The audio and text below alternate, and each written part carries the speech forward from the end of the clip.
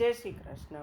ભક્ત ભગવાનને મળવા જાય એ તો સાંભળ્યું છે, પરંતુ ભગવાન પણ પોતાના ભક્તને મળવા બધી મુશ્કેલીઓ વેઠીને જાય તે ક્યારે આપે સાંભળ્યું છે? તો ચાલો આજે એની જ એક લગતી વાર્તા લઈએ. શ્રાવણ સુદ તેરસ, કંટોલા તેરસ અથવા તો કંકોડા તેરસ. ગિરિરાજજી ઉપર શ્રીનાથજી બાવા બિરાજતા હતા. કુંભનદાસ, સદુ પાંડે એવા 3-4 અનન્ય એમના સેવકો હતા, જે તેમને અંતરંગ સેવકો તરીકે જાણીતા હતા.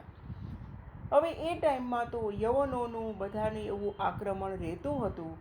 હવે આ જે યવનો છે એ ગિરિરાજજીથી 7 કિલોમીટર દૂર સુધી આવી ચૂક્યા હતા અને બધા ગામને લૂંટી અને તેની ઉપર આક્રમણ કરતા હતા. હવે જ્યારે આ બધા અનન્ય સેવકોએ જાણ્યું કે હવે આ યવનો આટલા નજીક છે, તો તેમને શ્રીનાથજી માટે ખૂબ જ ચિંતિત થઈ ગયા. અને એ ટાઈમે તો શ્રીનાથજી બધા નિજ સેવકો સાથે વાતો પણ કરતા હતા.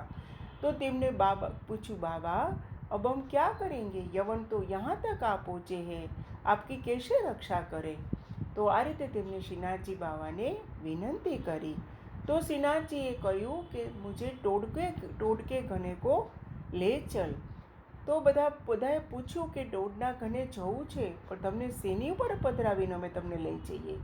તો શ્રીનાથજી બાવાએ કહ્યું કે સદુ પાંડેના ઘરમાં એક પાડો છે, તો એ પાડા ઉપર તમે મને પધરાવી અને તમે મને ત્યાં ટોડના ઘને લઈ જાઓ. હવે એ જે રસ્તો હતો એ કેવો હતો? બહુ જ વિકટ હતો. રસ્તામાં કાંટા, કાંકરા, ગોખરું એ બધું પણ ખૂબ જ હતું. ખૂબ જ ગાઢ જંગલ હતું અને એટલો બધો કાંટાળો માર્ગ હતો કે તે લોકોના પગમાં પણ વાગી ગયું હતું, કપડાં પણ ફાટી ગયા હતા, એવો તે કાંટાળો માર્ગ હતો. આ ચારેય સેવકોને પાડા પર પધરાવી અને ટોડના ઘના પાસે પહોંચ્યા હતા. ગાઢ જંગલ હતું, એક નાનો ચોતરો હતો અને શ્રીનાથજી બાવાના કહેવાથી બધાએ તેને શ્રીનાથજી બાવાને એ ચોતરા ઉપર પધરાવ્યા હતા. હવે શા માટે પ્રભુ અહીંયા પધાર્યા, તો એને લગતી આજે આપણે હવે વાત જોઈએ. તો ચતુરા નાગા નામના એક વિરક્ત સંન્યાસી એટલે કે તપસ્વી હતા.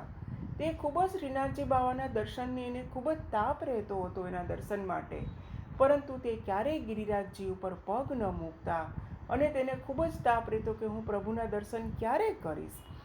તો એના માટે આજે પ્રભુ અહીંયા ટોડના ઘને પધાર્યા છે. હવે એ તાપ દૂર કરવા માટે ભક્તવત્સલ પ્રભુએ આ મ્લેચ્છોનું તો ખાલી આક્રમણનું નિમિત્ત કર્યું અને ચતુરા નાગાને સામે ચાલીને દર્શન આપવા માટે પધાર્યા હતા. અને એ જે ચોતરા ઉપર બિરાજાવ્યા પછી ચતુરા નાગા ત્યાં પધાર્યા અને ચતુરા નાગા તો ખૂબ જ ખુશ થઈ ગયા, પ્રસન્ન થઈ ગયા, એમને દંડવત કર્યા.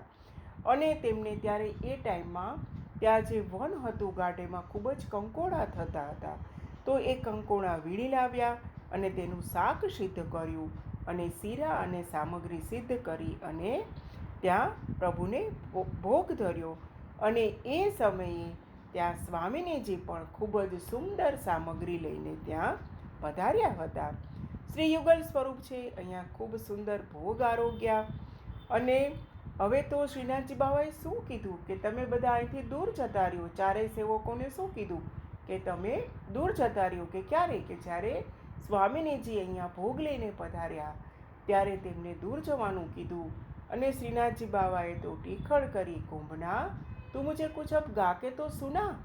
તો કુંભનદાસને તો થયું કે શ્રીનાથજી બાવાને તો અત્યારે અહીંયા ટીખળ કરવાનું સૂઝે છે, અમારા તો કપડાં ફાટી ગયા છે, ભૂખ લાગી છે, વાગ્યું છે. છતાં પણ જ્યારે શ્રીનાથજી બાવાએ કહ્યું ત્યારે કુંભનદાસે પણ એવું જ કીર્તન ગાયું કે ભાવત હૈ તો હી ટોડકો ઘનો, કાંટા લાગે ગોખરું લાગે, ફટ્યો જાત યહ તનો. આ કીર્તન ગાય અને કુંભનદાસે તો સ્વામિનીજી અને શ્રીનાથજી અને બધા જે સેવકો હતા એને ખૂબ જ પ્રસન્ન કર્યા. આ રીતે ચતુરા નાગાનો મનોરથ પૂર્ણ કરવા માટે પ્રભુએ આ એક આખી લીલા રચી હતી. અને પછી તો કેવું બન્યું કે પછી તો તરત જ સમાચાર મળ્યા કે મ્લેચ્છો તો ગભરાઈને ભાગી ગયા છે. પ્રભુની આ એક ચતુરા નાગાને દર્શન આપવા માટેની એક લીલા હતી. અને અહીંયા આપણને એક બીજો પણ પ્રશ્ન થાય કે પ્રભુ શા માટે પાડા ઉપર બિરાજ્યા? કોઈ બીજી પાલખી નહીં, સવારી નહીં, કોઈ નહીં, પાડા ઉપર. તો એના માટે શું કામે બિરાજ્યા? તો કહીએ તો પાડા ઉપર જે બિરાજ્યા તો એ પાડો એ સ્વામિનીજીના ટાઈમનો હતો. એને પાડાને પણ આ સેવા પૂરી કરવાની હતી. અને જેવા શ્રીનાથજી બાવા એ પાડા ઉપર પધાર્યા અને તરત જ તેમને દેહ છોડી દીધો અને નિત્યલીલામાં પ્રવેશ કર્યો. અને આજે પણ શ્રીનાથજીની આ બેઠક છે એ આજે પણ ટોડના ઘનામાં વિરાજે છે. પ્રભુની લીલા ખૂબ જ ગહન હોય છે, જે આપણે સમજી નથી શકતા. પાડાનો પણ ઉદ્ધાર કર્યો છે અને ચતુરાનાગાનો પણ દર્શનનો મનોરથ પૂર્ણ કર્યો છે. શ્રીનાથજી બાવા કી